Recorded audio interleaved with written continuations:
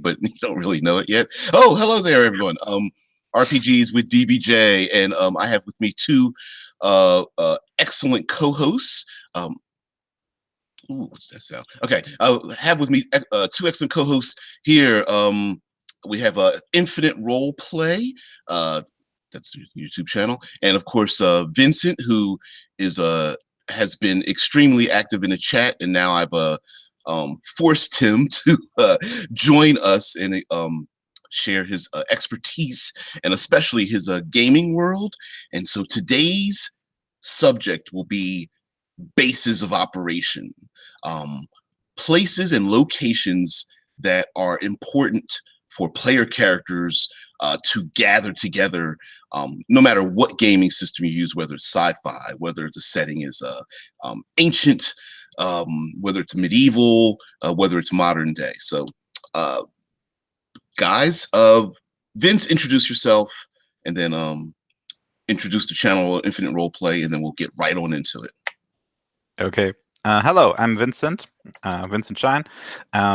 And DBJ is just very modest because I think I just said him that I wanted to join again. So, so I was already a guest here for 2 times, and I talked about my own game Astrositas, which is a science fiction space opera game in a post-apocalyptic setting.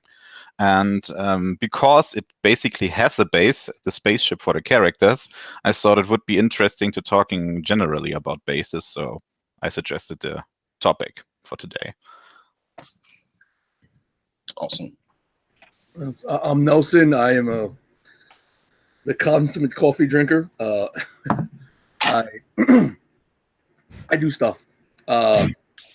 It's hard because I'm going to end up saying a lot. You know, I as far as the role-playing game sphere, I draw, I write, and I design. I currently have one game system that's already up, Saturday Morning Tabletop, which is a very cartoon and anime-inspired version of Dungeons and Dragons, where you can play like Yeti gunslingers and, you know, halfling dragon tamers. Like you can have a halfling dragon rider. It's all good. You play that kind of stuff in that game. I have another game that I was a major designer and artist for that is not yet out, called Knights of the Lamb, where the players play, you know, stuffed animal toys by day and by night, you know, the defenders of innocence and children everywhere. Which is interesting because as far as base of operations are concerned, the home of their child is their base, and, you know, there's a bunch. I guess we'll talk about that when we continue. But if you want to find me anywhere, just type in Infinite Roleplay, and I'll pop up everywhere. That's awesome. So, in any one of these discussions, of course, we should define what we mean. So, and I use the term base of operations, but of course, that may have certain connotations. I might be focusing it down a little too much using that term. So in my description of a base of operations in a role-playing game, I'm just going to say it's a place that the player characters and the GM can return back to on a continuous basis. Each game session, or even every other game session, it's a place for them that they feel comfortable in and that they can return to. And it's possible to use NPCs in this location that reoccur. Examples would be Batman's cave, or the Justice League's Hall of Justice, the X-Men's X-Mansion, and maybe like Star Trek, it would be their starship. So that's mine, the Enterprise, that's what it's called. What do you say, Vince? I've got a lot of more examples if you need one. Some. Go for it. I've basically made a list divided by different genres. But the most common one, if you go for fantasy, would be castles, villages, caves or tunnels, monasteries, wizards' towers, islands, hidden part of the sewers, a church, a ship, or maybe, which I find the most interesting of those, a cleared dungeon. Those can happen by accident and throw plenty of DMs for a loop with that one. Yeah. It would be interesting to use just a clear dungeon as a new base. Or if you want to go for the monster side of you can use a normal dungeon in a reverse dungeon. So you have the dungeon as your base and have to fend off adventurers all the time. Those are flipped trope games where the PCs play like the bad guys essentially, or in their heads they're the good guys. Nelson. Yeah. What do you think of? What do you consider like a base of operations for? A base of, well, I didn't want to jump in because Vincent said he had a list. I didn't want to interrupt. I have more. That's not the problem. I just don't want to talk. For me, I like to I don't know. I always like to boil things. Sort of, I complicate things by simplifying them, which it's a really weird thing to say, but it's the only way I know how to describe what I like to do. And for me, a base of operations is just anything that could be considered a communal home for the player characters. Like anything, there's the standard tropes and what people go to, but maybe it's I mean, like we were talking about, like I remember one time I was hanging out with you. I was probably talking in chat at the time, but when we were talking about Luke Cage, the series, their base of operations is a barbershop. Yeah. You know, even before, I mean, spoiler alert if you haven't seen season 1, but even before the dude was shot, that was their base of operations. Yeah. Heroism, for Jessica Jones, which I mean, these all, the Defenders or whatever. It's her house, her apartment, and her place of business, all the same thing. For, Alias Inc., that's her base of operations. And it's just anywhere where the main characters, the player characters, protagonists, whoever the story is focusing upon, it's where they handle most of their business together, where they talk about things, or just where they lay their heads to rest sometimes. Yeah, and we already talked about it before the show a bit, that the superhero genre seems to be the genre where it's most established to have a base of operation, where it's almost expected to have one. And in superhero RPGs, it's basically the same thing. The heroes are expected to have some kind of base where they can return to, but I think in most fantasy games, it's not that common. It can happen depending on the campaign. But oftentimes, I think it's a problem that you are expected to travel around a lot, and then returning to the same place can be problematic from a story point of view. So I think that's why a lot of people shy away from this idea a bit and not use it as much. Yeah, I think like you said, from a creative standpoint, when you are expected to travel and experience new things all the time, I think some creative problems come in when the GM is expected to make, say, NPCs and make the location dynamic, and they're stuck when that idea runs in their head runs dry. It can be very difficult for someone to make, let's say, Batman's not sidekick, but his the butler, Alfred, interesting and unique each time Batman talks to him. And from our point of view, as someone who absorbs the media, whether it's Batman's in a movie or a graphic novel or something like that, him being snarky but never being ruffled from his Alfred always knowing the right thing to say, or having the right to be like basically have an attitude with Bruce Wayne, or an "I told you so" kind of attitude, that's part of that character, and creating that dynamic over and over again, I think, can be a little bit of a challenge for new GMs who weren't expecting it or aren't used to it. Yeah, I think that's more of the idea of world building in the sense of making a world feel alive with the people in it, which can be a whole different set of videos, talking about the psychology of a fictional being. Yeah. Me personally, I think it's just this new few generations. I'm sorry, you may not be able to see my grays as readily, but I've been in the game for a bit. So I'm gonna be like, get off my lawn type of old guy stuff, right? This new generation of gamers don't seem to be able to inherently think that way. It's this, years of, I guess, video gaming or specific media consumption that perpetuates an idea of quest, move on, quest, move on, quest, and completely fails to acknowledge the fact that your characters are living creatures in this fiction,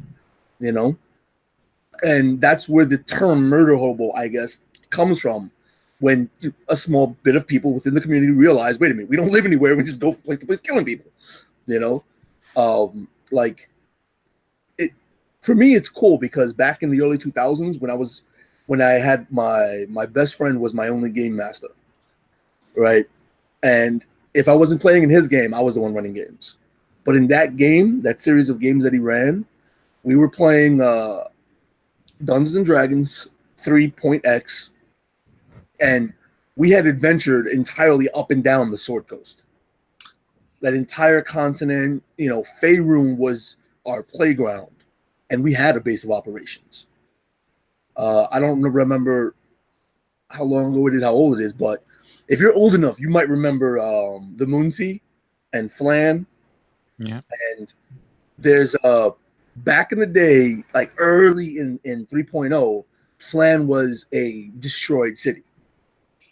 It had it changed over within the same edition. Flan had changed with different releases of products. It never really stayed the same. The geography even changed slightly. But back in the days when we first started playing in that area, it was a destroyed city with this large graveyard, and we had to save this poor little city because we were the good guys. So we eventually would buy land, clear it, protect it, travel to hills far, fight in the arena making bets on ourselves to make money, to buy slaves, to release the slaves, and give them the option of joining our burgeoning empire. And essentially that's what we did. We created a large kingdom. There's more involved, but basically we traveled up and down the Sword Coast, in and out of giant dungeons, slipped through the plains, and yet the entire time, right, we started playing at level 1, but from levels about 6 to 16, we always had a base of operations. I had a similar experience because a lot of my RPG experience comes from playing Neverwinter Nights, some role-playing servers on it, and because of the technical limitations, you weren't able to create new adventuring sites on a regular basis. So you had were focused on a specific place, and you had to build up this place all the time, basically, and the dangers always came to you, instead of the other way around. And that's why I'm pretty used to this kind of play style all the time. Oh. And it's pretty interesting to play from this perspective and trying to focus on building up a city or even a complete region. I got some stories about Neverwinter Nights. It's ridiculous.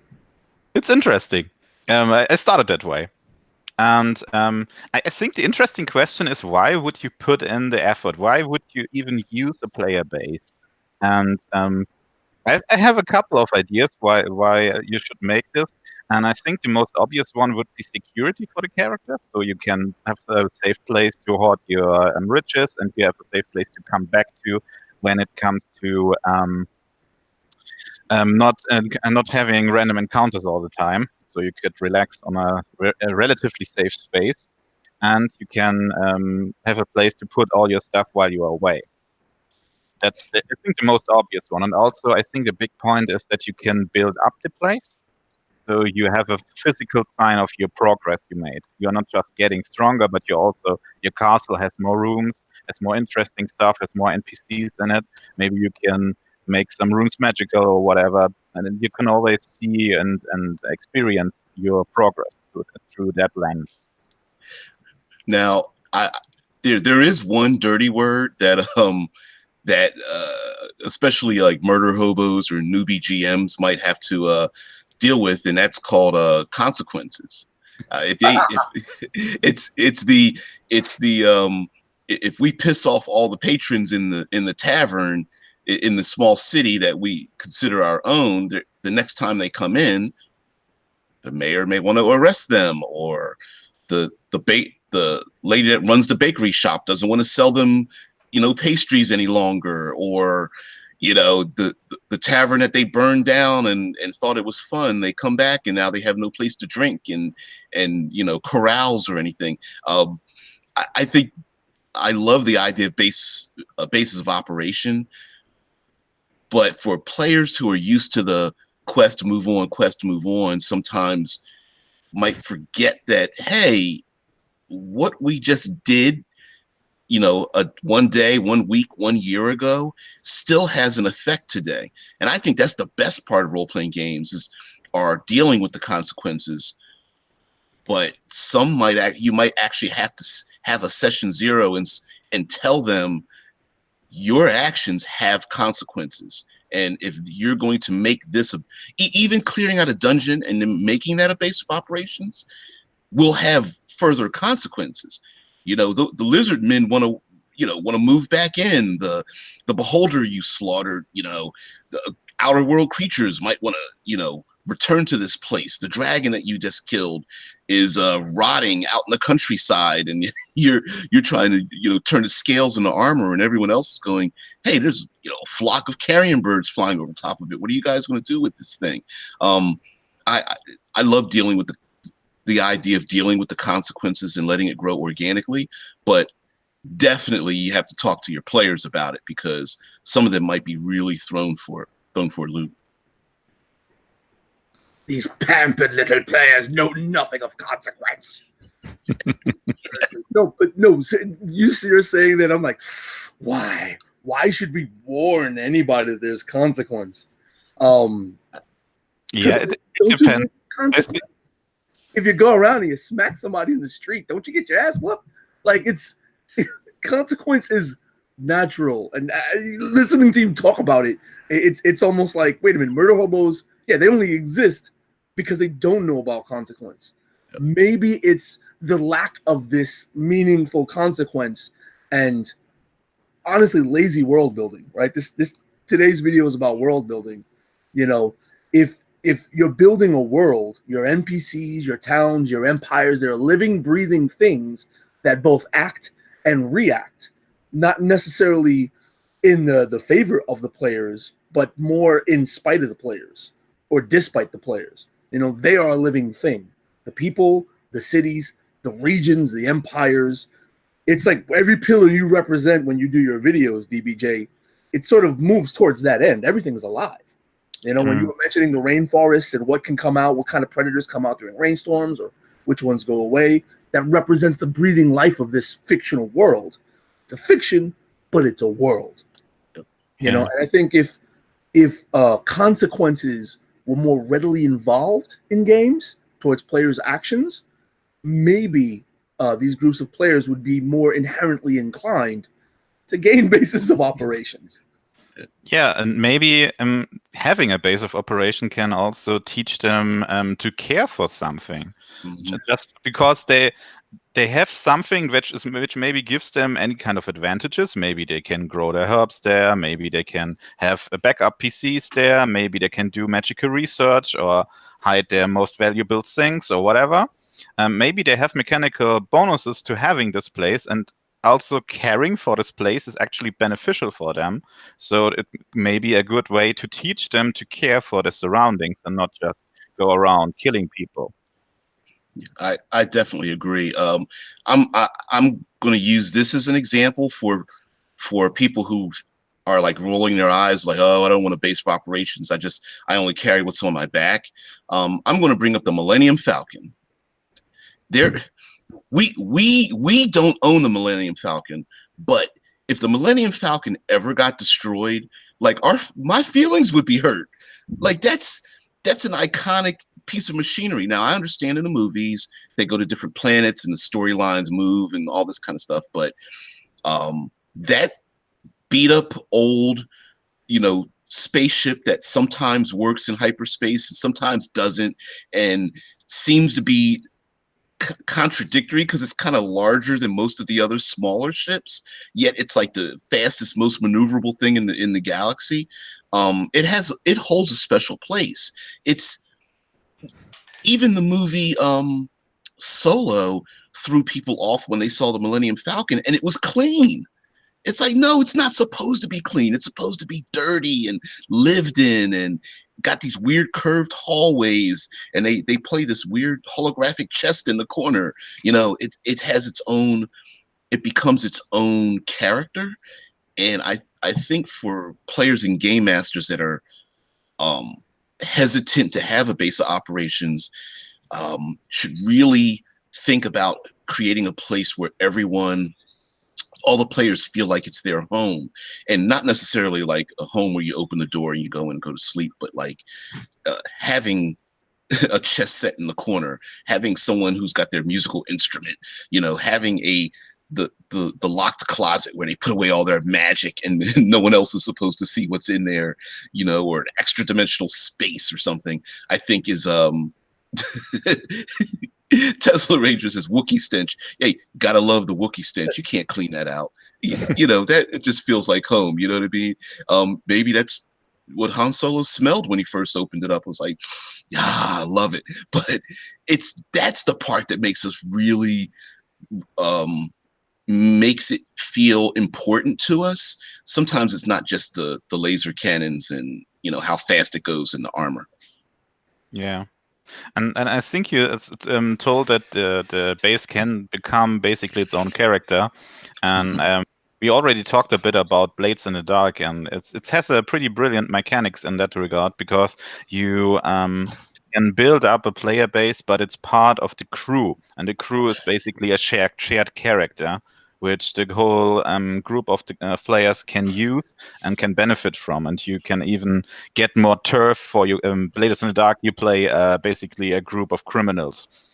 And you can increase your turf, you can try to improve the place, to make it more fancy. You can do a lot of different things with your home base. And I think it's pretty interesting to see that you have progress, not only your character, but also the crew you make, and you have to decide with the whole group how to improve your crew, and with that, your place where you stay. Yeah, it's more legally challenged entrepreneurs than criminals. But yeah, that I love that in Blades in the Dark, because I'm down for playing bases. I love playing bases.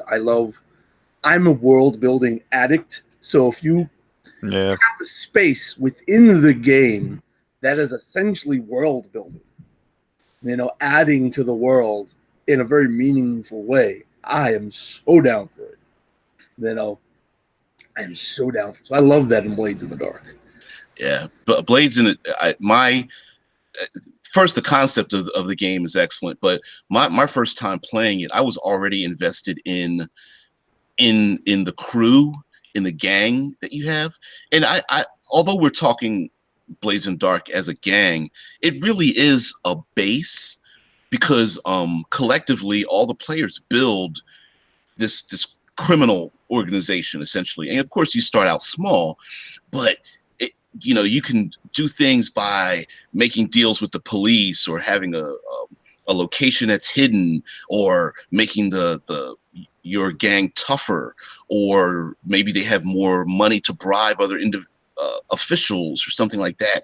And it turns it, I would suggest to people that don't just have the base of operations be a place like a closet. Like in a lot of video games, they have a base, but essentially the base is a place to hang up different types of weapons and armor, and you just switch them out, and then you go back out and go on, another fetch quest. Talk to each NPC once, and then go on. Right, and you really need to make it dynamic. Whether, for example, let's talk about because we definitely have to flow into this. Star Trek. Star Trek is, I think, is the epitome of both the base and the quest, where the base is always moving with the adventure, as opposed to more static bases like a castle or a wizard's tower or a tavern, or bases that move too much, like extra dimensional spaces or something. I think that's a perfect balance with the starship and the base and the quest combined together. Yeah. You can do this in fantasy games too, by the way. And if you use actual ships, for example, or have something like a giant creature which you can use as a base, or you can use a flying ship. There are plenty of methods who can try to have something like a moving base, which you can always return to even if you go on adventuring or go on. And the extra-dimensional spaces, they exist. I mean, there are plenty of spells where you can use this. For example, Mordecai's Magnificent Mansion, which a lot of players really love as simply a place to stay. But why not making it a proper base, making it so that you can return to the same space all the time? Yeah, you're mentioning Morning Canyons. I'm always producing more and more stuff for SMT for Saturday Morning Tabletop because like I had plans 2 years ago and I'm still trying to catch up with releasing stuff. But there's a spell that I haven't released yet. That a lot of stuff is it's based in 5e the game, but a lot of the design work harkens back to older editions of Dungeons and Dragons. There's a spell I haven't released yet that's almost like Mordenkainen's.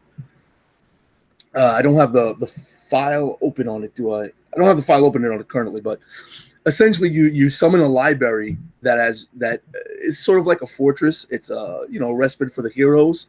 It's fully furnished, much in the same way as Mordenkainen's.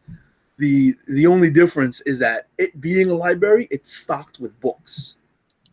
And every book is essentially a memory of the wizard that created the tower. Whoever cast the spell, the library is filled with their memories, so that other players can like pull books down and see what what they've done. There are invisible servants scribing books live, the emotions and thoughts of the wizards as they're thinking them, and it's something that could be assaulted and books could be stolen from if evildoers, the bad guys, want to get a little dirt on the wizard, Which brings me to an excellent point, because in a base you can extend the character you have when you describe your own personal space in this base. You can describe your room, how your character made himself at home there. Maybe he does magical research there. Maybe he trains all the time. Maybe he has a secret hiding spot somewhere. And it's basically an extension of how you can describe your character. And that's what you just told with the library is an excellent base of operation for a wizard, for example. Yeah. There's an older but excellent role-playing game called Ars Magica. Anyone out there, take a look at that game. Anyway, the concept of that game is that it takes place it is a fictional representation of medieval Europe, but uses plenty of the elements, touchstones of medieval Europe, including like the fact that being a wizard is evil in a realm where faith and God exists. But in that game, you play a wizard and you create a covenant, basically a coven of wizards, and you have a location, and it is highly suggested that each wizard has their own room. There are rules for wizards when they interact. And in their specific room inside the covenant, it's their domain. They have complete rulership over it. And you're supposed to describe what is in your room, making it completely individual. And because you're a wizard, as you gain power within your section of the covenant, you can have so many wondrous things. Outside of it, you're limited by reality, but inside, you're able to have more freedom to create what is in your world, whether your bed floats in the air or like there's storm clouds or spider webs clog every corner or something like that. Like you can just really go pretty wild with it. I think Go on. I recently got into they have Sons of Anarchy on Netflix now. So for the first time since it came out, I don't know why I've never watched it because I don't really watch TV, but I started watching Sons of Anarchy. I'm talking about base of operations. They have a base of operations, and that show, that story, that line of fiction, that would not exist without their base of operations. It's literally what makes it amazing. And it's not necessarily the location specifically, as much as it is the fact that they have a stake in the world. And because they have a stake in the world, they can exude influence extending from that central point. And that's whenever I don't know. It's like whenever we're talking about base of operations, it's almost like that. Like you were talking about the Enterprise. My opinion on the Enterprise is that as far as bases go, it's an uninteresting base by itself. The ship is not very interesting. It's boring as hell. All the ships are essentially the same.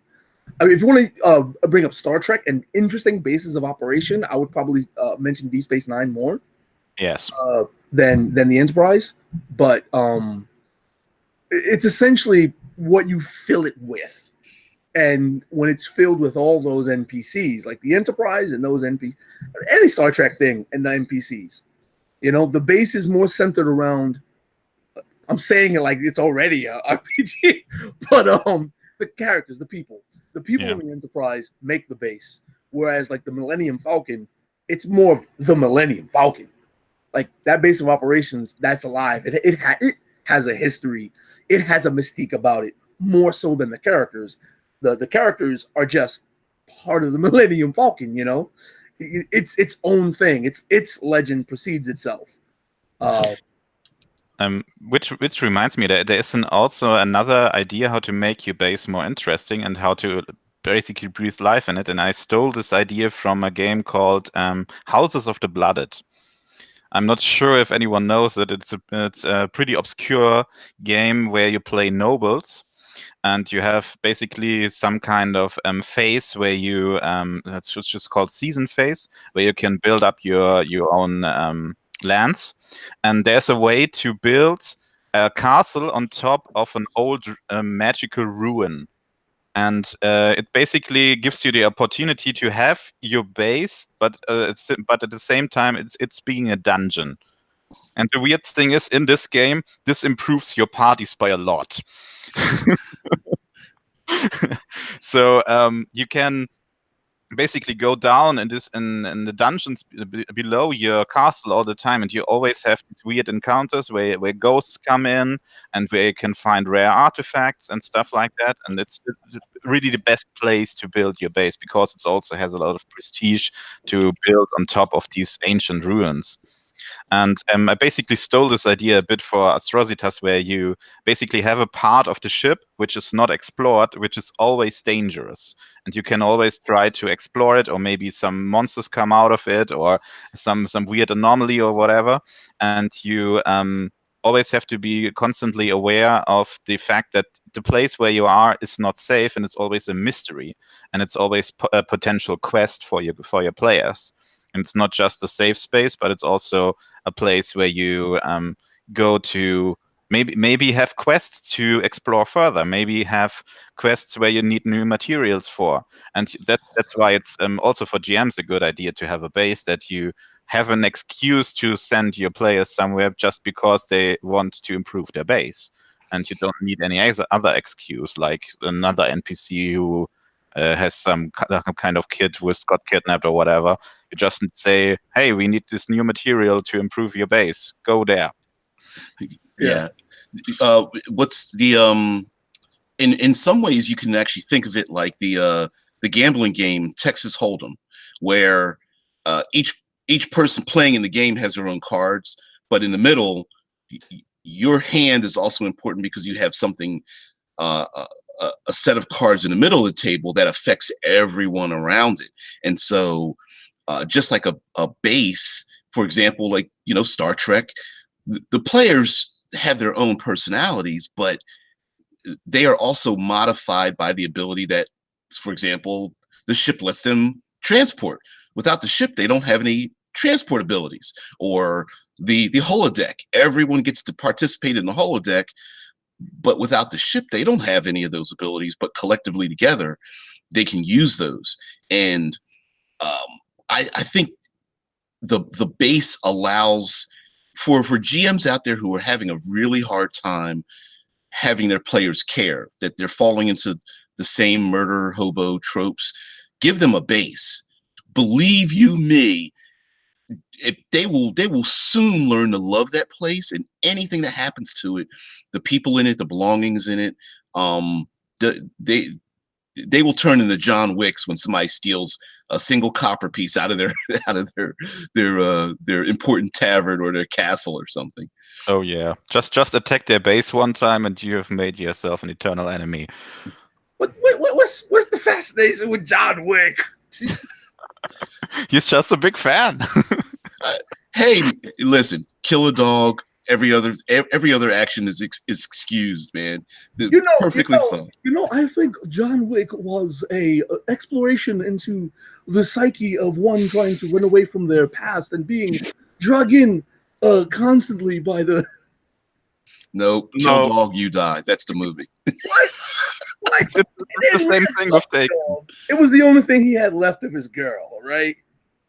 It's like burn the picture of a dead child. You're gonna lose your damn mind, not because it's a fucking picture, because there's a physical tie to an emotional feeling. I'm sorry, I couldn't hear your intellectual dissertation there. I just kept hearing gunshot. I'm sorry. Yeah, You just kept hearing headshot all the time. But well, okay. Even John Wick has a base of operations, and you could consider the Continental in that movie an excellent base of operations. Awesome place. Oh man, and you what you were saying, Vince, is perfect. That a base should be able to organically make a ton of adventure hooks. It should have a little bit of a danger to it, mystery, or even chaos to it, like the Millennium Falcon's hyperdrive failing, or it has a reputation as a certain type of ship, or lack of reputation as a certain type of ship, where it gets itself and the people in it in trouble. I think that's a great thing. I did this in Star Trek a bit with the new series with Discovery, where they had this weird new type of travel, the Spore engine, and the Spore engine was pretty much not explored all the time. They didn't really knew what they were doing with it, and that made an interesting mystery on top of just having a normal ship. I think from a ship's perspective, Discovery was maybe the best season they had yet. Yeah, you can. I think the mistakes or pitfalls for having a base would be it's too chaotic and too dangerous, or it's too safe.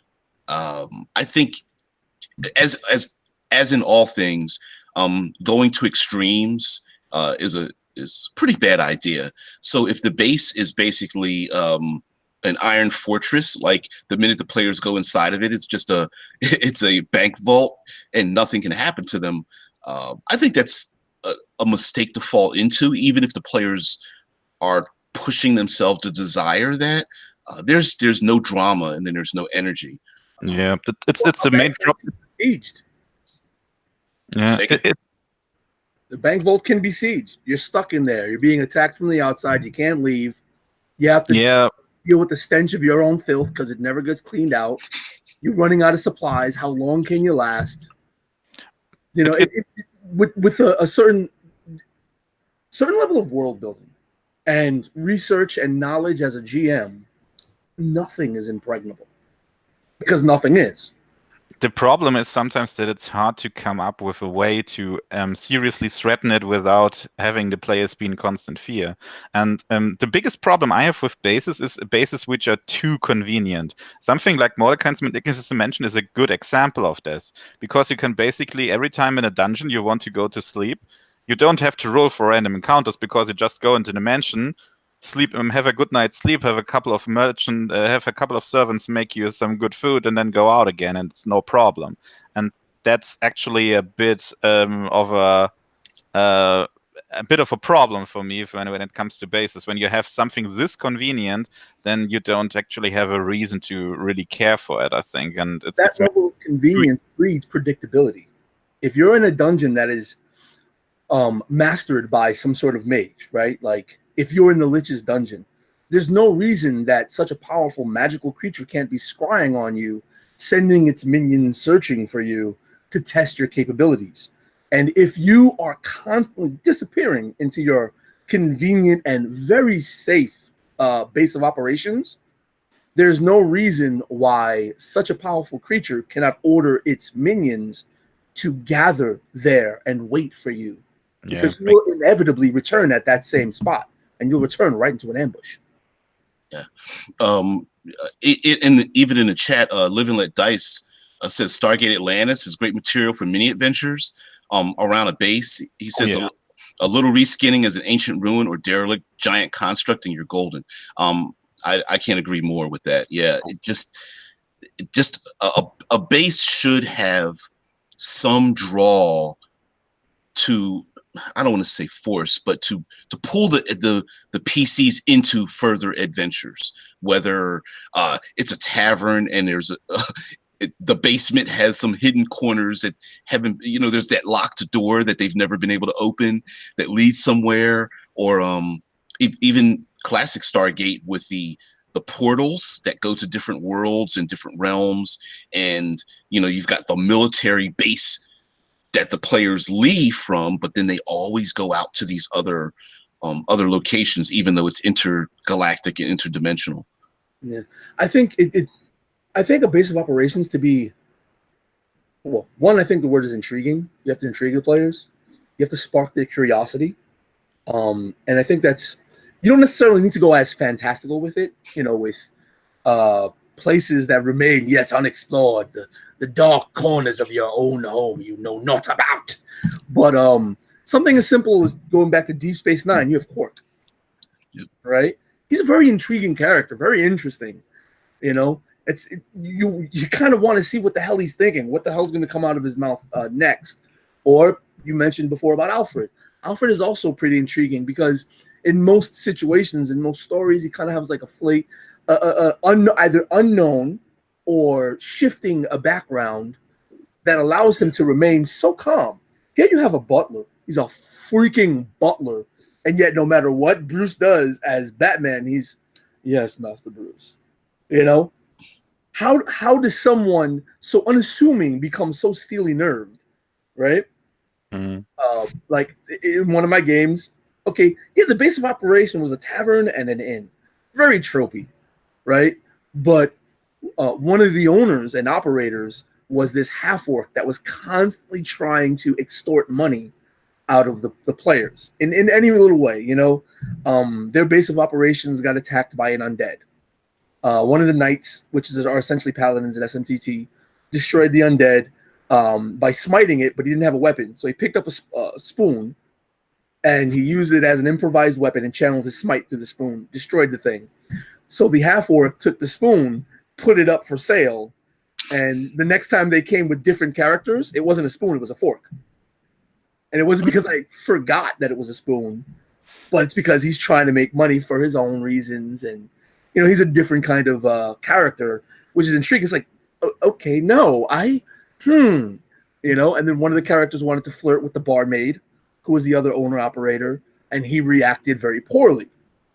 And they've never seen them make out or be intimate because they weren't a couple. They were actually brother and sister, even though one was a half-orc and one was a human, or appeared human, And it's just these notions of, interesting things. Okay, what's going on here?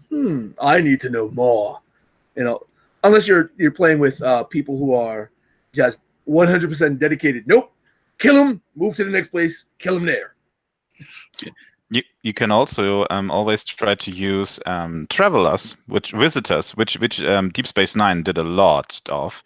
That you'd simply have the visitor of the week. Someone comes to your place, maybe wants a bit of hospitality, or maybe wants to trade, and you make a profit out of it. And bang, you have something intriguing, some new NPCs you can introduce, some new story you can introduce. Maybe they have a quest for you.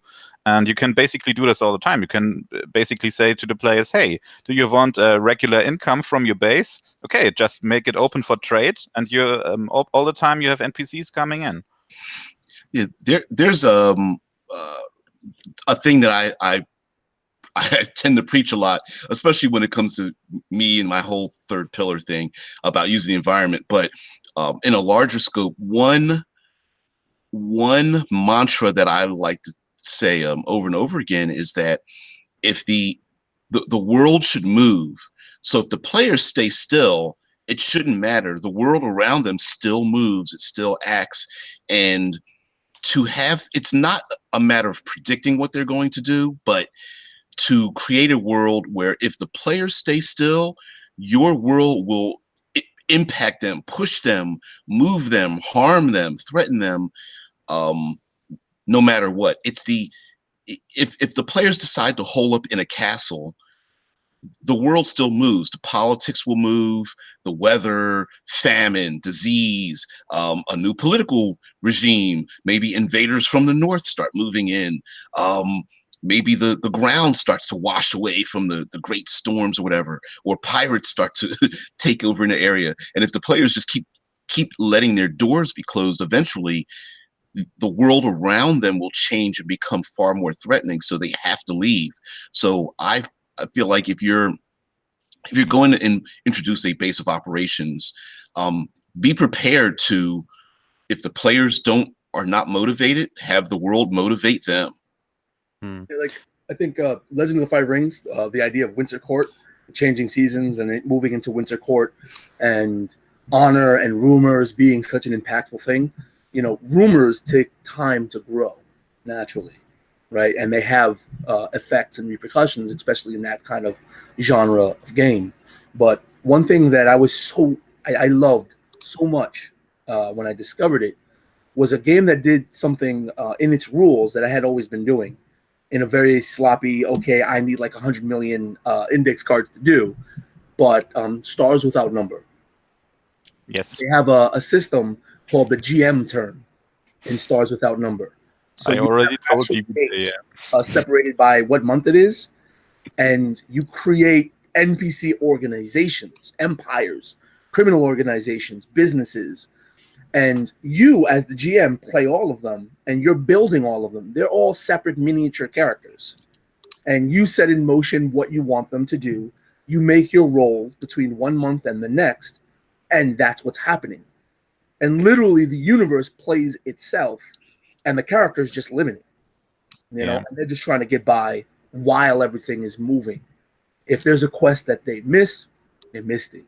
You know, if they have like they bought guns from this from this guy 2 months ago, but they return, and now the bar is essentially a temple with these neo-Christianity extremists outside who like flagellate themselves on a daily basis, and you're like, what the hell? This was Billy's gun shop. What happened? And you want to find out more because of what you just said. And in Stars Without Number, it forces the GM and teaches the GM how to keep a living world. Yeah. Also, just as a side note, that's how I like to write my own adventures or my own campaigns. I just write down what happens if the player characters do nothing. And whenever they do something, I just try to variate a bit from it. But so I know that when the player characters are not active, I know exactly what we're doing, and usually it's going pretty bad at the end somewhere. Yeah. If they don't stop this cultist, there will be a demon somewhere which destroys the landscape or whatever.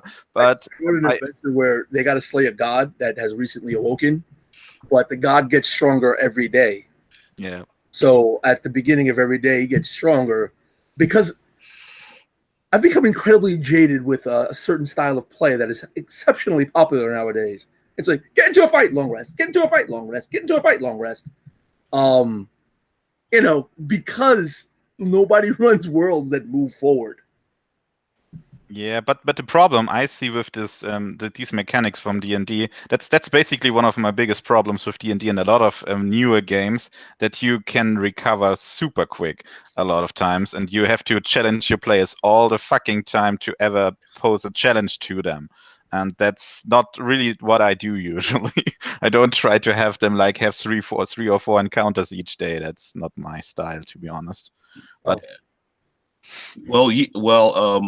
I think that's why so many people are developing the grittier versions of 5th edition and other games that are not 5th edition that have grittier versions of it are so popular, because like post-apocalyptic settings have always been popular and continue to be, because there's something about having trying to hold on to resources that I think just in the back of our minds just really sparks that survivalist in us.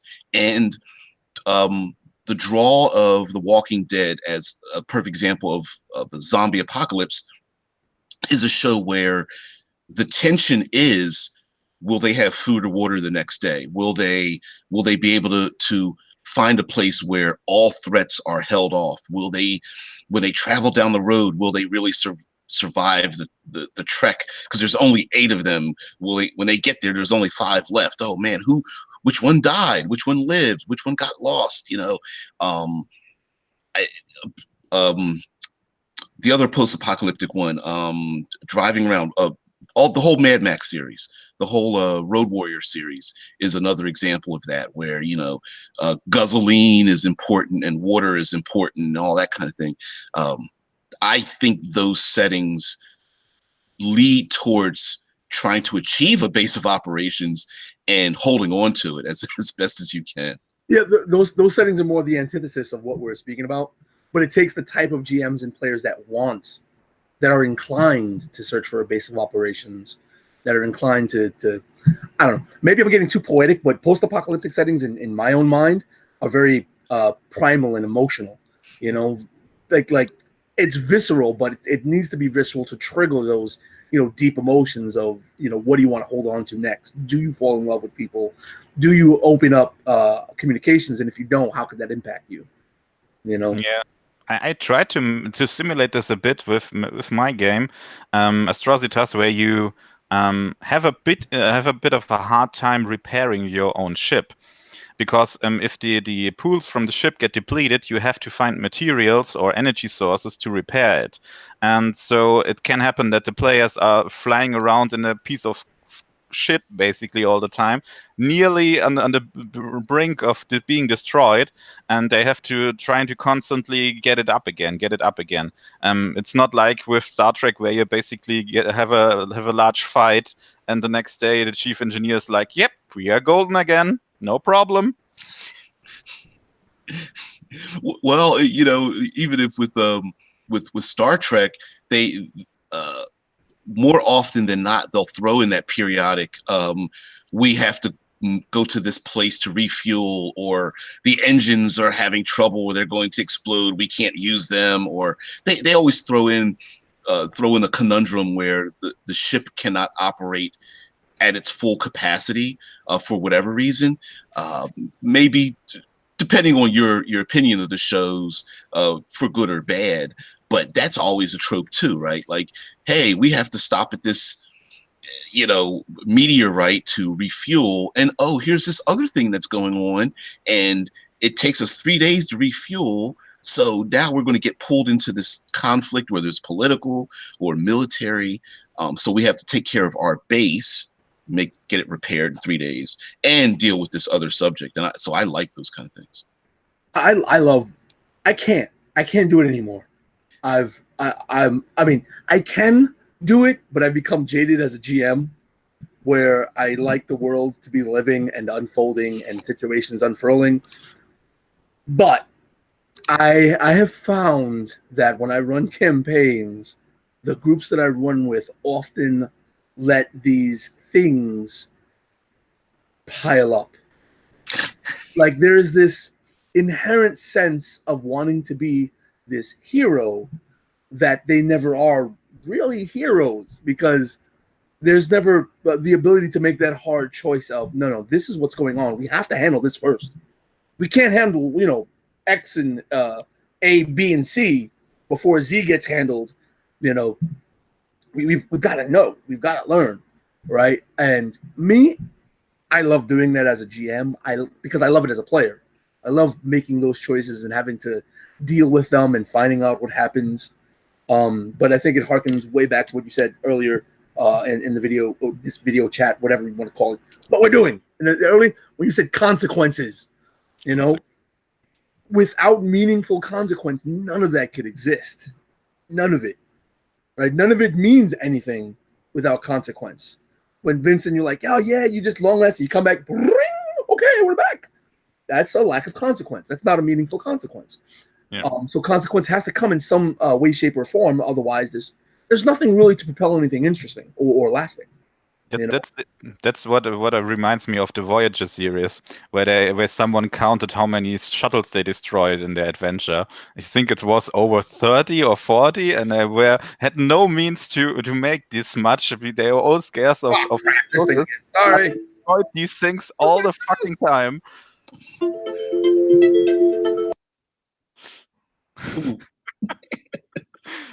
And that's exactly the problem I see with it. And you can also make the basis more interesting and caring, that you can simply make it hard for them to maintain it. That's what we currently have with our Lamentations of the Flame Princess campaign, where we have gotten a base of operations, a mention of a guy who gave it to us after he died.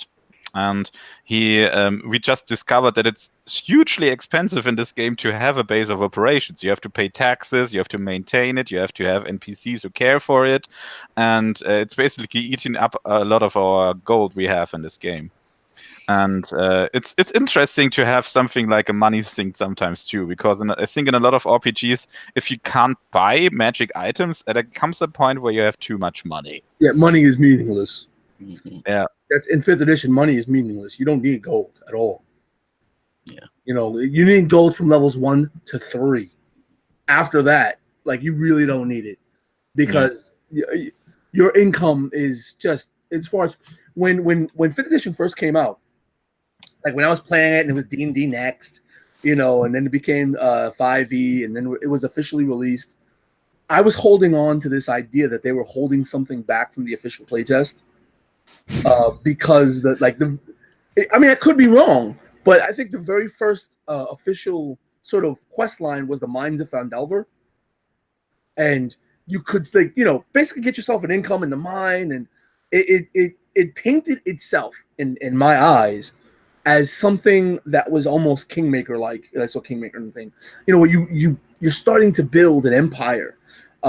When they had the organizations like the fudge, what they're called, the Harpers and those global organizations in the the Wednesday play Adventures League. I swear it made me feel like they were like, woo, they're about to release some base building shit, and that was never the case. Matt Colville. I think that might be why he did so well, because we were being teased with this idea of having a base and doing sieges and becoming something so big since the very beginning of 5e, and we're never given it. And he went, I got it for you. And everybody went, yay! Matt Colville did write something like that? Mm-hmm. What is it? I forget what it's called, but he did a whole Kickstarter on it. Yeah, it's I wanted to ask if there are good rules for building bases in 5e. So something in strongholds. I know someone in the chat knows the exact name, but yeah, he raised like $1.5 million for his Kickstarter, for the book, for the Strongholds book.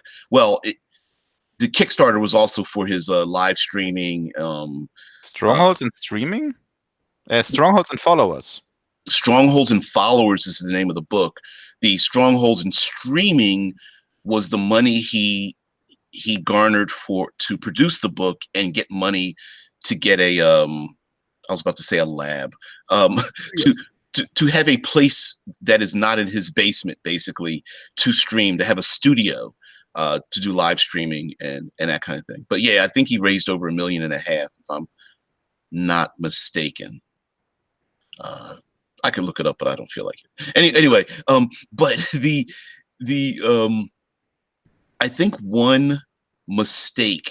$2,121,456. Yeah, I'm wrong. Yeah, well above what he was asking for. But I think one mistake that a lot of these games do, and I believe it's because of our designing nature, is that we tend to make bases, the rules for bases and the way they fit into the world, a different system than the system we're currently using before the base exists. So as an example, in 5th edition Dungeons and Dragons, a base doesn't follow along the same parity as character creation, right?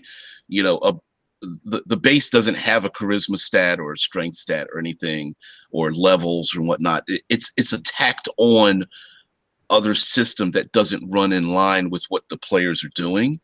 And so like computer hacking in Shadowrun, the old computer hacking systems, or I don't know, I know there was one where magic was tacked on.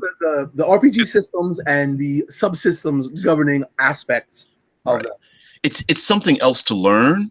And if I'm just making example, if you're playing a D20 system, or you're playing a dice pool system, or you're playing a percentage system, when you move away from that, you're forcing the game master and players to learn a subsystem to tack onto the system you're already playing, and it's almost immersive breaking unconsciously. And with Astrocidus, we're using I'm pronouncing it in my 50th different way. Using a cipher system. The cipher system has a very simple mechanic, and basically by reskinning it, by layering it on, you're still playing the same game, but you're just using maybe different terminology. Yeah, that's what I'm trying to make. That I try to make building the ship almost exactly like building a character. You have a bit of different stats, you have a bit of different things you put in there, but it works mechanically and in the game exactly like building a character. You choose the 3 types, you choose abilities, and you choose your equipment, which in this case is ship weapons and rooms and stuff, and that's it. Yeah, I think me personally, I'm a fan of subsystems. You know, I can design subsystems. Yeah, me too. I think the trick with a subsystem, you brought up Shadowrun, which is the worst example. Oh yeah, Shadowrun is a different game. It is literally a different game where the hacker and the GM have to remove themselves from the rest of the party to play. It's with the wizard. With the wizard, it's almost the same thing, to be honest. With the wizard? Yeah.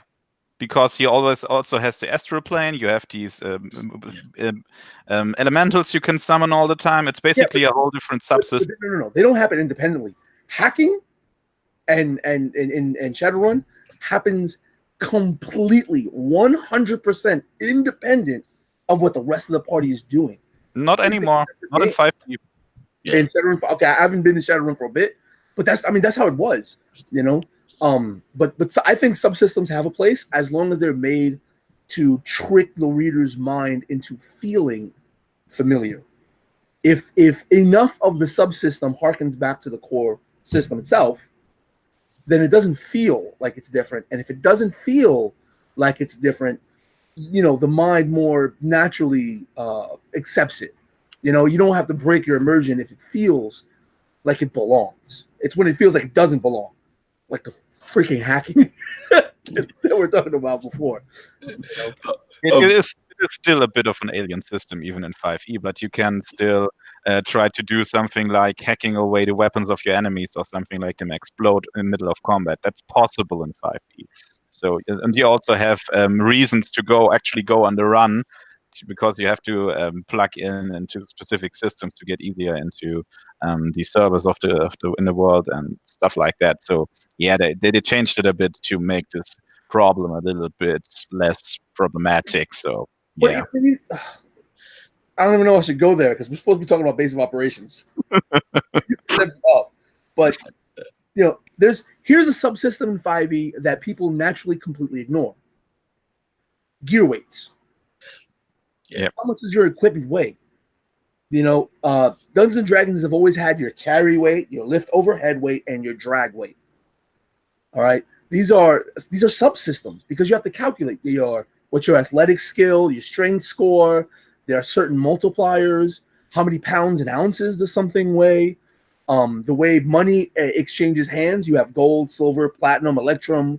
That's a subsystem.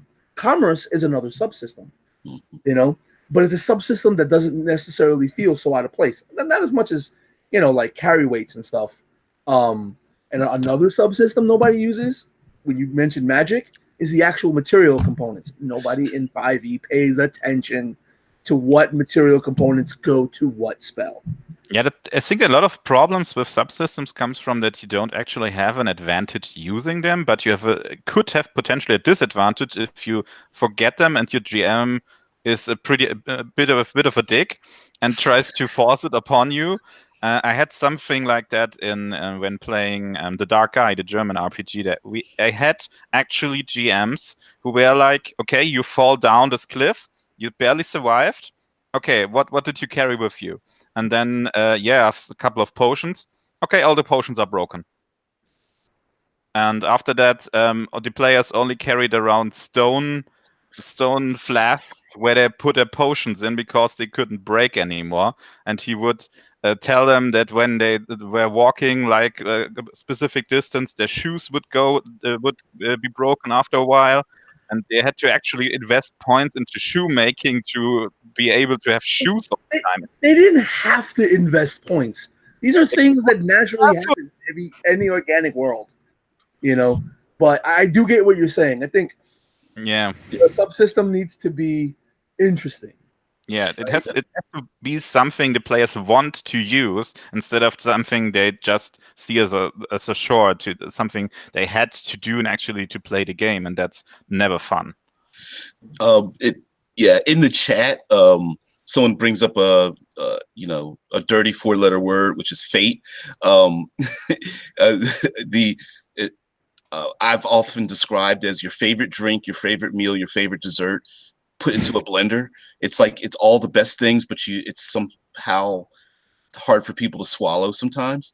But fate has mechanized the idea of aspects and layering those aspects over the world. So players have aspects, locations have aspects, and having the aspects have a mechanical effect, whether big or small, is a great way to take the mechanism and stretch it out to encompass different things. So you can have aspects on a vehicle, aspects on a moving base, aspects on planets, cities, and things like that. So sometimes it may not be necessary to create a subsystem. By complicating it, maybe it's just a matter of looking at it from a different perspective. It could be from my point of view in 5th edition, you could very well take the 6 standard stats and apply them to, say, a large vehicle. But you would have to have someone actually do that. You may have to rename things, but it's still just a D20 system. Going away from that in 5th edition it's like, why do that? You already have a system in place. You don't need to create another system later on top of it. Although I do agree with you, like weights, money, commerce, even spell casting in 5th edition, I think it's a classic. It's a holdover from the 1st edition. But I even think like having, 50 pages of spells is kind of useless when you could just pretty much narrow it down to like 3 pages by just having like ranges, spell effects, and you can just build a bunch of spells, pick a damage source, pick a defensive source, and you're done. But that's just me. Yeah, well, okay, because I didn't want to bring up Fate in the chat in here. I know. I'm sorry. But Fate, okay? I personally love Fate. I loved Fate. But now I don't love Fate because I know what it is. Fate Worlds. I love the Fate Worlds, right? The reason that I don't like Fate is because it puts the impetus of design upon the players. All right? That's why it's so hard to get into Fate, because not every player is a designer. Not every player can think like a designer. That's the big problem. To wrap your head around, all right? And it's almost lazy as far as designing a game. Fate is a toolkit, not a game. Right. All right. Fate Worlds are games. For subsystems, one quick thing. As far as subsystems, if done well, if done correctly, are the things that help to shift your perspective into thinking in line with the subsystem. They are supposed to be a guiding hand. And that's what I'll stop. Go ahead. Yeah. I had a similar problem with Houses of the Blooded, which I mentioned earlier, which had the basic mechanic for rolling a dice was that you could put in wages. So you put away a dice from your dice pool. And later, when you describe what happened, you can add details by using the wages you put before. So you could change the world with each wager you used. And that's for each roll you made. You could make 3 or 4 different changes per roll. And all the players had to do that. All the GM had to do that. And it became really cumbersome after a short while. I never had a player who really enjoyed the system, which is not also a GM who has tons of experience with building worlds or building plots. And it's the base thing which held me back from really loving this game. It's because I can't get any players to play it. That's the problem. And they really had a bunch of really cool ideas in there, and it was held back by this basic idea that they try to include in there, which is also a bit stolen from Fate, I think. It came out shortly after the first Fate game, so yeah. Yeah. Fate definitely has I don't want to say divided the gaming community, but by mechanizing, I guess, chaos. It was the framework, the toolkit that is Fate, has bled into a ton of other games. We cannot estimate the power that was Fate. I think in a general, just because of there's so many options. Those of us that are creatives, we tend to be more creative when we have a way to focus ourselves. When we create for ourselves limitations, we tend to be more creative to fit into that framework. And Fate was just, I think, too large and too wide at its time. Of course, I never had a problem with the game, because I've practiced improv my entire life, right? I've sat around.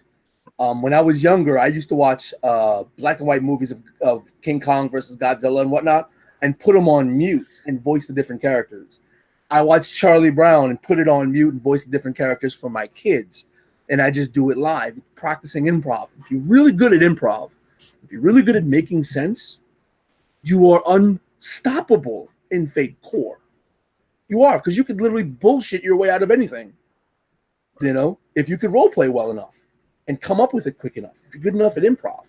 And I think it's that lack of limitation creates a lack of a level playing field. We're not all coming from the same place.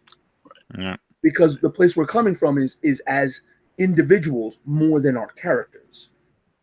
Because the idea of aspects is, I want a bonus, cause. That's really all it is. Yeah. You know? And you as the player are putting your own limitation. And the greatest limitation of an aspect is how can it be interpreted.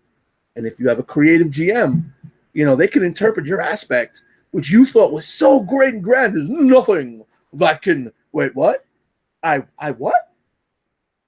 Like Gods and Monsters. I like Gods and Monsters. It's a Fate game, right? But it's one of those Fate worlds. It's designed. It's not Fate core. I triggered someone's aspect about how beautiful they were and how awesome they were to tear an NPC in half, and really do. It was a very gruesome, very dark game that I ran, but they tore him in half because that NPC was perceived as being put forth before them, and they're the beautiful one. And they never expected that. It's because I could interpret it in very differing ways. Without that structure, without that knowledge, I'm not saying Fate sucks. I'm just saying it's not good because it requires something that a lot of regular everyday gamers don't have.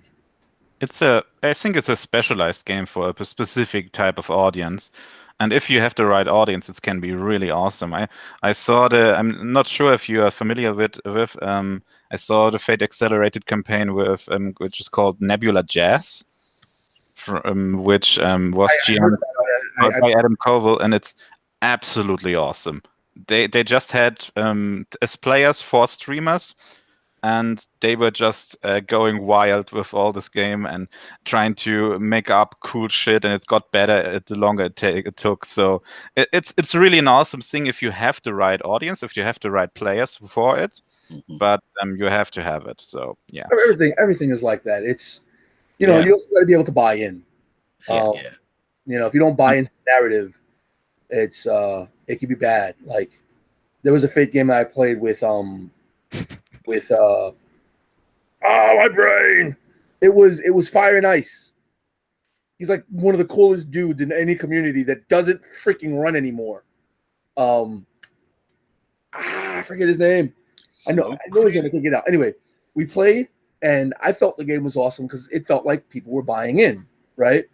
But if you have people that don't buy in, even games like D&D, which are very structured, can be torn apart.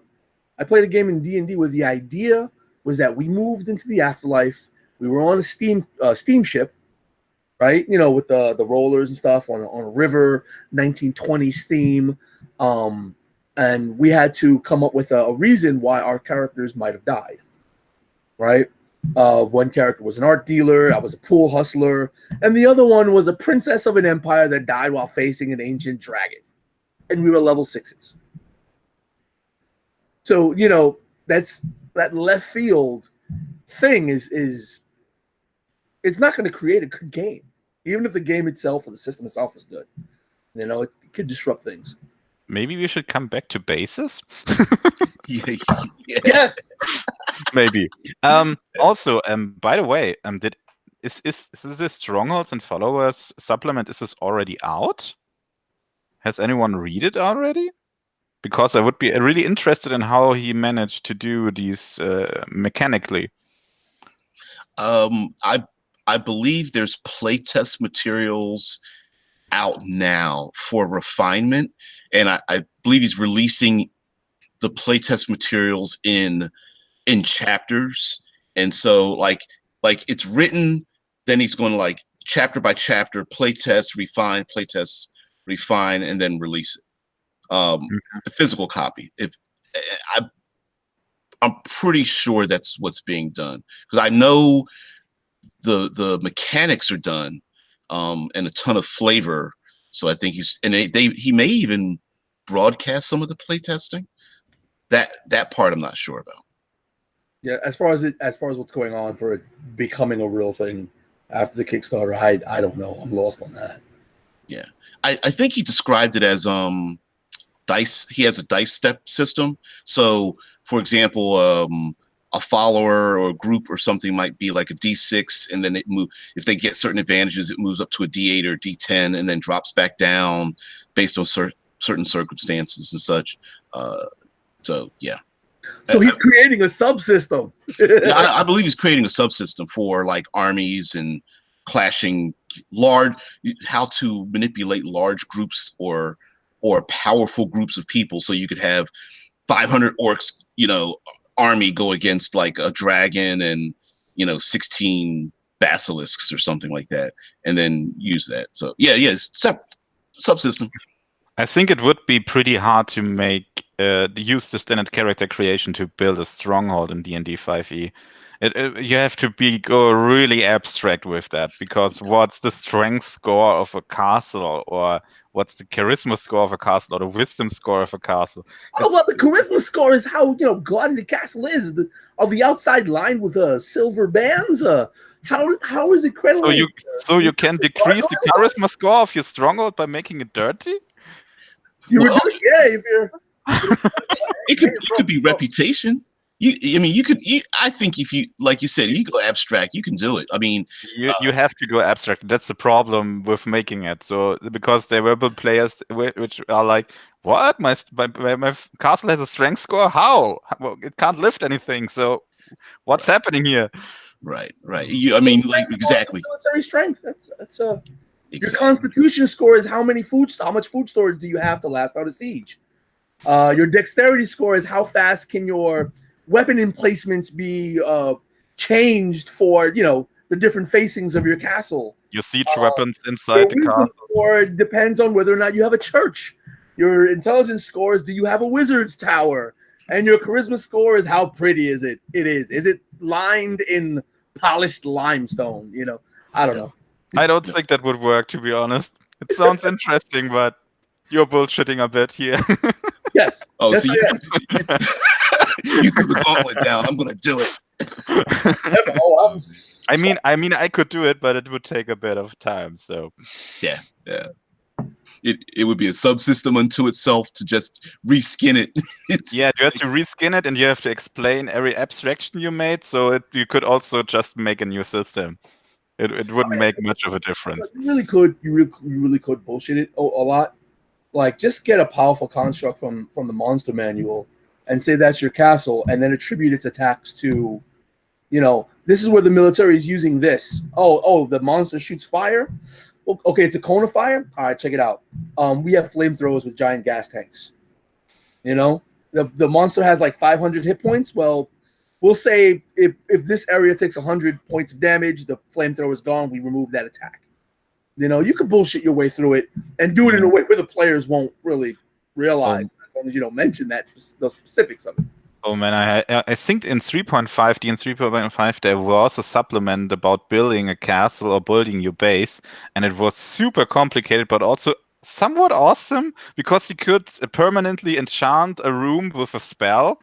So you could basically make a tower where everyone has haste all the time, or can fly all the time, or stuff like that. So your archers are always hasted, so you can fire 2 times each turn. Generate spell with permanence.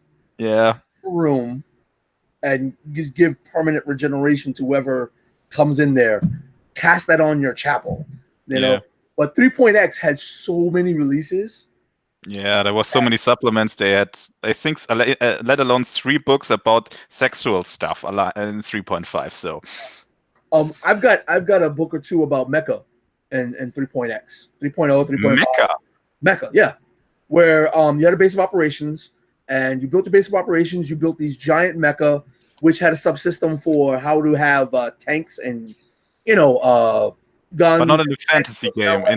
In a science fiction game or whatever, but not in a fantasy D&D type. No, it used the rule system for a sci-fi game. Wow. it repurposed the rule system for a sci-fi game. That's all. That's funny. Okay. The generalized mechanics, skills, and how you gain skills, skill ranks, rolling, saves were all the same. They just had added what was necessary to turn into a sci-fi game. Wow. I guess with the D20 Modern, I guess you could kind of flip it into. No, not D20 Modern. D&DX, 3X, the fantasy D&D. They had a modern version of that. Yeah. Well, no, not but it wasn't based off the one. I have one that's based off. It was based off, and the other one is based off of 3.0 at the time, actually. Wow. But yeah, that's going back. But yeah, we well, not really derail, but we uh, the concept of having like a base of operations expanding out of there, I think, is far more.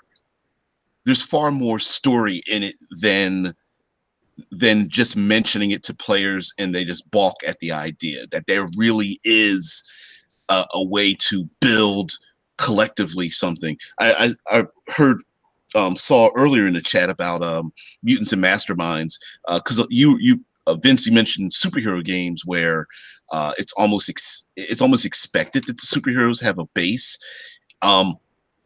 A lot of those games, when you start the game, you design the base, but then it doesn't grow afterwards.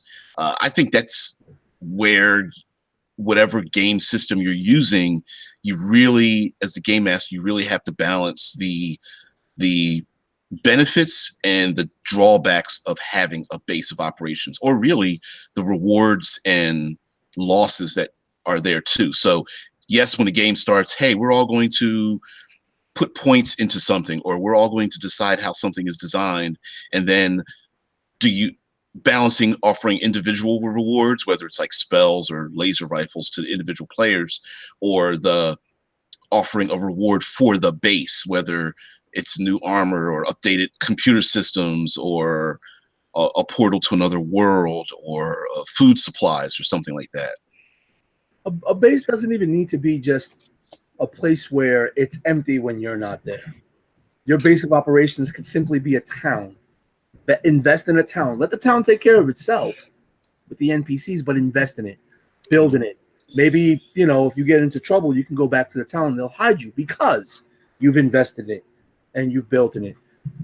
Like one great reason, maybe not in a sci-fi game because we're dealing with credits and that's all digital information, but when we're talking about modern and fantasy games, like there has been a point where I calculated the weight and volume of 10,000 gold.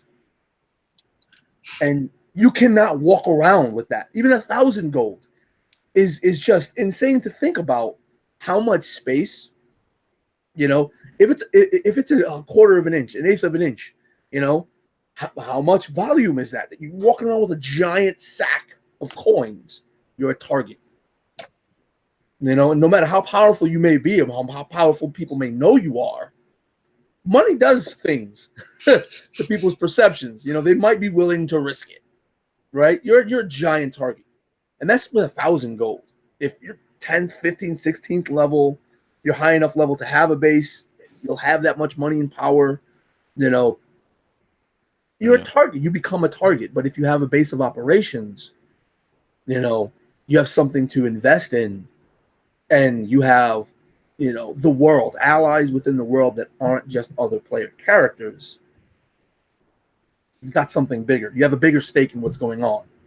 Yeah, and I think if you have a bigger stake in what's going on, it just does nothing but add to the narrative.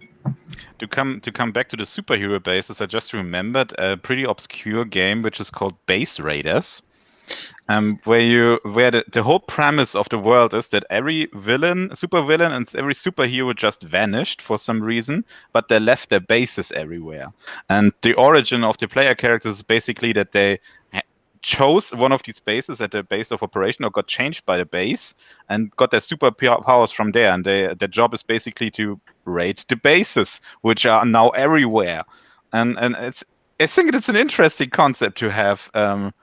To focus entirely on the bases, basically. Good inspiration for bases and base building.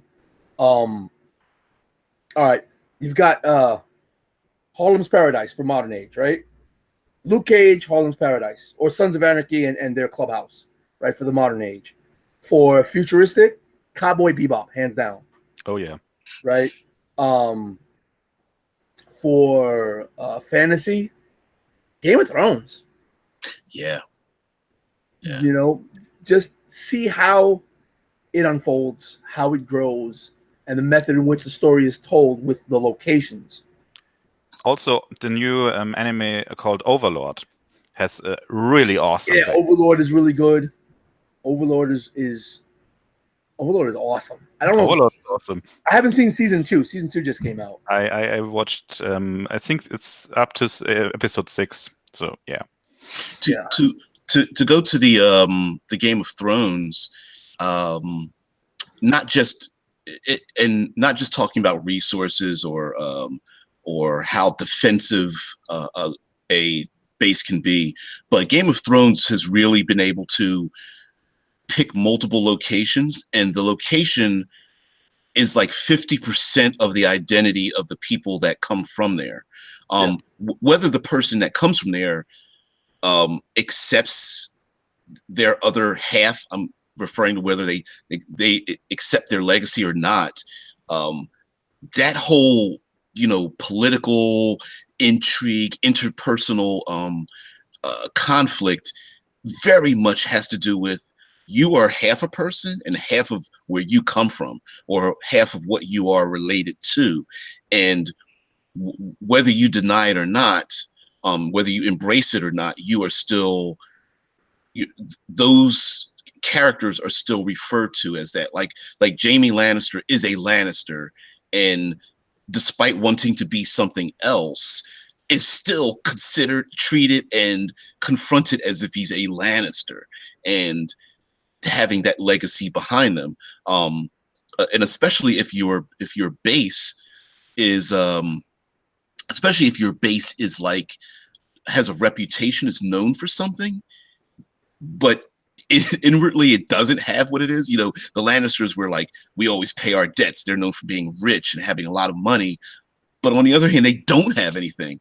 And so you can really play with the idea of leaving behind your base, and then or accepting it, and then again the consequences. How do people treat you if you decide to remove yourself from the further you get away from your base of operations, the weaker or stronger you become because of it. Or when someone takes over your base of operations, and you try to create another one, how you are treated because of that. Also, because you mentioned that the characters are represented by their place, basically, it's an interesting way to introduce new characters by simply letting them visit in their place and describing how they live and how the place looks like, and also how the general public will receive what they are. Because if you are a powerful person, nobody going to know you by person, but they can see what you build,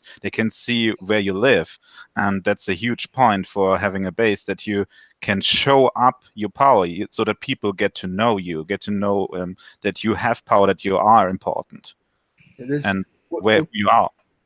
When you were talking, DBJ, it reminded me of an old saying that my parents used to tell me, and it's show me who your friends are. I'll tell you who you are if you show me who your friends are, right? And while a base is a physical thing, it's always populated by people, and even with what you just said, Vincent, about how your base is perceived and how the physical location is built, it helps to sell a perception or an idea of what your characters are. Like DBJ was saying, you're a Lannister. Lannisters couldn't exist without House Lannister, right? There had to be people who preceded and who built up that reputation. And having a base is a great way to play a generational game. Your characters die, and I found a post a week or two ago, I can't remember, where it was discussed how a 14-year-old played their first serious game, or is it 12-year-old something, and they said that the kid played first session in, their character just died horribly. They failed bad. They whiff-chained on their dice rolls, and the kid picked up a pen, wrote Junior at the end of his character sheet's name, and just said he's here to avenge his father, right? And that becomes, that's awesome for a little kid to do that. But I say little kid, I started playing when I was like 16 anyway. But that idea is awesome, and that could be a very tangible thing if you have the base. Because it becomes, where the hell did you come from? Yeah. I once had the idea of building a game where you build together a base or a village, and you have basically always the choice, if you increase the place, if you improve the place or improve your character. And if you improve the place, every next generation will be stronger, because they can choose. Maybe, for example, if you build a church, they can choose to become a cleric, which you yourself couldn't. And building up the place like that, so you have a good reason for building a generation game to survive in the future, which always gets harder. It's the great thing about bases. Even if there's no mechanics to building a base, even if there's no mechanical advantage to building a base, we're here, so I know we know this. But for anybody that might see in the future or now, just imagine yourself as a player, play a character, and you invest in a space, and the campaign ends. You play other campaigns, other games, play with other people, but then you return with the same or a similar group, and you play a brand new campaign, but it happens to be in the location that you built a base. And the GM decides to make that have an impact in the world. How awesome would you feel? Even if you're not playing the same character, even if you're not playing a character of the same lineage, but just to see that the actions that you took as a character you played has existed in the world and has become a staple of what this world or this region of the world is. Yeah. I think you should always try to include what happened before the campaign. So try to include and just build a legacy over the course of your games, of your one-shots, of your campaigns, and always include stuff that happens from different groups in your world. Just don't use a different world all the time. Use the same world every time, and that's can make the world really, really awesome.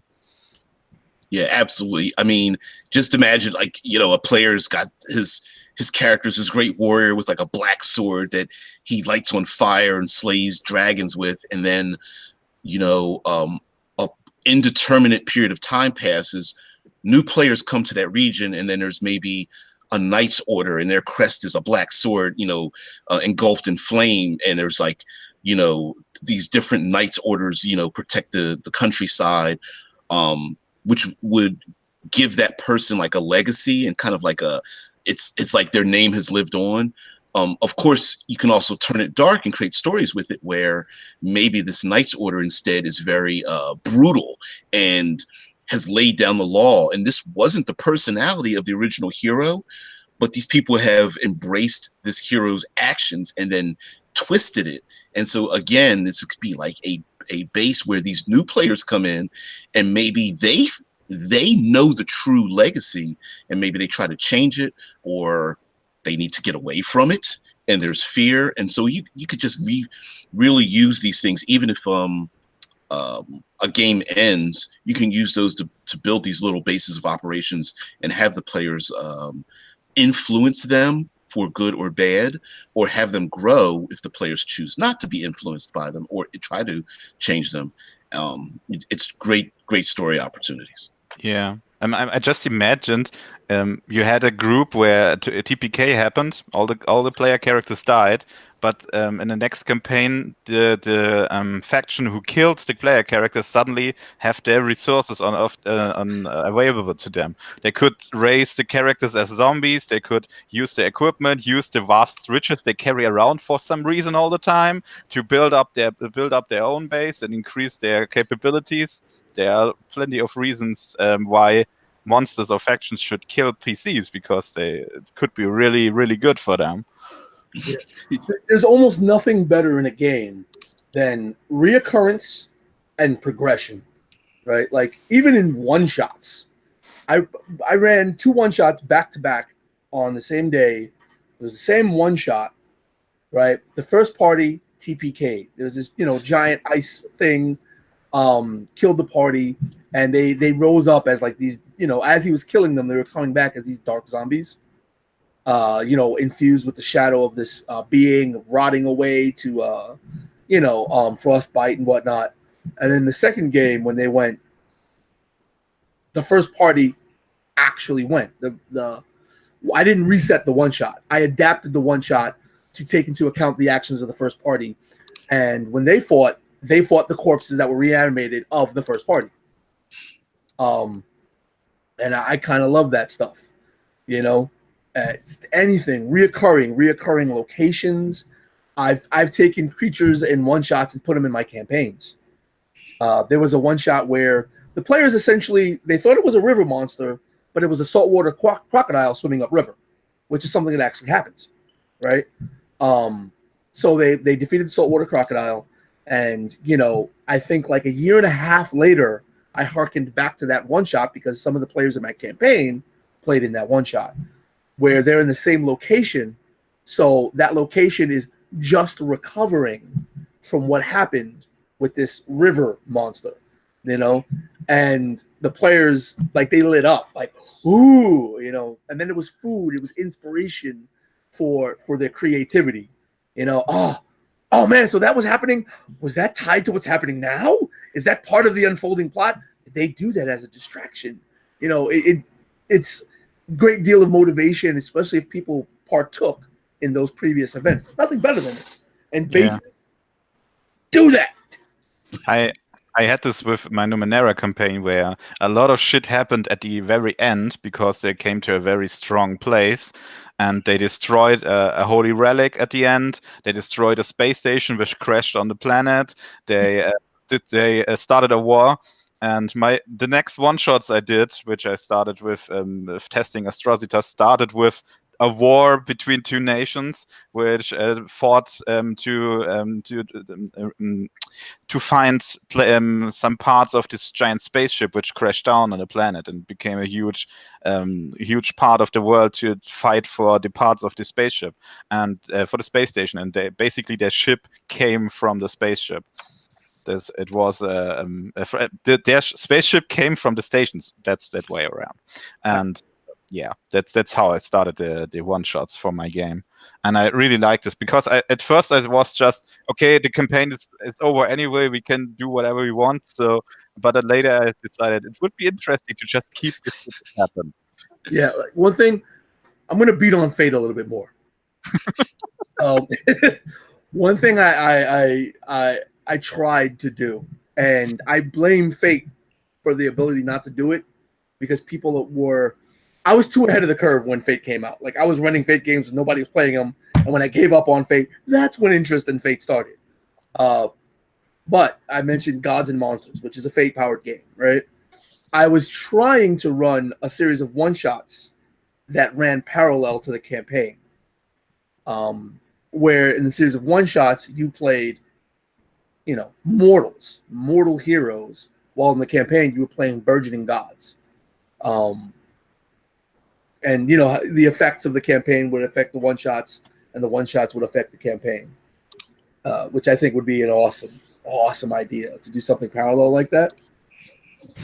I'd forgotten.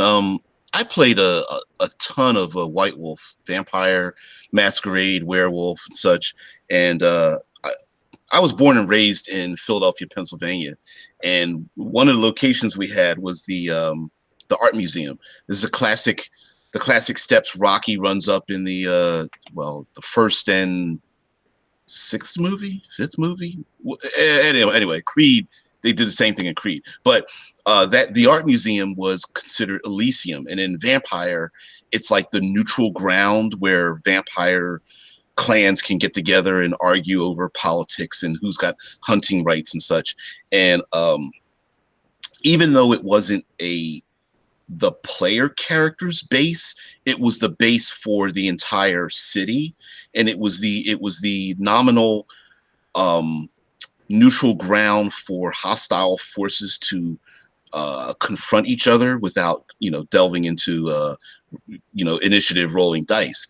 And we used that plenty of times, and there were buildings around it that were always in conflict because you could never have a conflict in the place. So there was a huge high-rise expensive luxury condo building where the Blue Bloods, they were like the Ventrue vampires, many of them lived, or they hosted visitors, and that thing was always getting the cops called. It was always on fire. There were people falling out of the windows. Like, it was just this really nasty place. But it was in the shadow of the Elysium, which is this big, massive museum building, like the classic marble with the giant-sized Romanesque pillars and such. It's a great building, and a great awe-inspiring location, but around it was all that city. It's all modernized around it, but the ancient building there, and it had a big foundation, and it really drew the players in. Like whenever they needed to talk, it was always like midnight, 2 o'clock in the morning, and this place is quiet where your footsteps would echo, and had these huge ceilings. And even though they couldn't modify it, the inside of it, they had people would spread off into different cliques, and it was more of a social and emotional base that everyone would fall into, like gravity. And I think you could really do that in your own setting, where it is tougher if it doesn't have like a mechanical reason to be there. But if everyone accepts it as when people accept it as true, perception makes reality, right? If everyone says this location is important to everyone, I think eventually player characters will start to look around like, you know what, maybe we need to start treating this place with a little respect too. Here's the thing. I want to say this. I'm going to run to the restroom real quick, but if you ever watch, why did it leave me? The Two Hunters, the name of the show, it just left me. The two brothers that they're hunters, and it's like a Monster of the Week type of. Supernatural. Supernatural. Thank you. If you ever watch Supernatural, just think about this. They're on the road. They're murder hobos. That's exactly what they are. Imagine them as two player characters that are murder hobos, right? And the world is being created by the GM. Right? Just picture that about this show. So after the heroes, the murder hobos, the player characters prevent hell on earth, save the world. Where does the story go? They get a base of operations. Think about that. They progress the story by giving them a base of operations. There are worse places to go. Would the TARDIS, Doctor Who's TARDIS, be considered? Yeah, I think it would, because he's always worrying about the TARDIS getting discovered and what's called by the aliens and stuff in space. Shield, Agents of Shield. Yeah. Beautiful, like base of operations and how to play with carrier. Yeah. I also had a couple of different potential bases for modern games, which are warehouses, bolt holes, trucks from Knight Rider, the truck, mansions, container ships. You could do a lot of interesting things, and even in modern times. You want a strip club? That's your base of operations. Yeah, the old cinema. Cinema. Why not? Also, a science base, maybe in a remote location. Great way. I mean, it'll probably have to be one of those games where the heroes aren't necessarily on the right side of the law. They're doing good, but it's not necessarily legal what they're doing. A cinema, like, you know how well, maybe you don't know, but when film is cut together, if it's not done well, there might be that one gap where you get that flash. If you use like Morse code within those flashes, so sit down, you watch a movie, and that's how you get your missions and your quests, by taking down those flashes and then decoding it and then doing what you got to do, All right, Mr. The movie Wanted Part 2 instead of the Goon. Yep. There was a short-lived but pretty good conceptual show called The Last Ship. I think it was on in the States. It was on TNT, but it was a post-apocalyptic world. Essentially, military takes a ship. I think it was a battleship, or some kind of a military cruiser. So they take the ship. They go up into Arctic. A deadly virus is released, spreads around the world, and then when they come back into society, the military is on considered the last ship, and they have to reconnect with society. And so the entire crew, military crew and civilians, were on this ship, and they would pick up survivors, ex-military, people from other countries, and little enclaves. And the military ship itself, because it ran it had to blend survivors, civilians, and military conduct on one vessel that was essentially a strict military vessel, and it was pretty good conceptually. I give it high ranks because the ship was really filmed on and used real military personnel. I think it lasted 3 seasons, maybe 4, but that was a really good show. And lastly, to talk about more ships, there was a show called Black Sails. I think it had like 3 seasons as well, and it talked about piracy and the Caribbean, and that was a really good show where the sailing vessels were far more important than the activity happening on land, but people had to get on land to resupply, and then they had their little intrigue, and then they go back out on these vessels, and the people that ran and owned the ships, and how chaotic it was for the captains to run their ships because it was constant mutiny all the time and stuff. So yeah, ships are absolutely great bases of operation where they move a lot, encounter the weather, encounter enemies. You need to restock them, you need to fix them. So that was a great show too. Schools.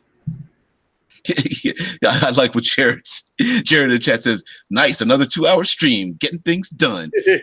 Hey, we're going to shorten it down to 3 hours if you keep that kind of talk up. Great base. Schools. Schools can be a great base of operation, right? My Hero Academia. Oh yeah. Watch it. You know. Yeah. Giant destroyed statue. Base of operations. Steven Universe. Oh right? yeah. Even the farmhouse that Garnet. No, is it Garnet? Whatever. I'm going to be showing my fanboyism up. No, but the it's lapis lazuli. Yeah, lapis. There you go. But everything is better with bases. Yeah. And I think for a serialized format in any way, you should consider having a base.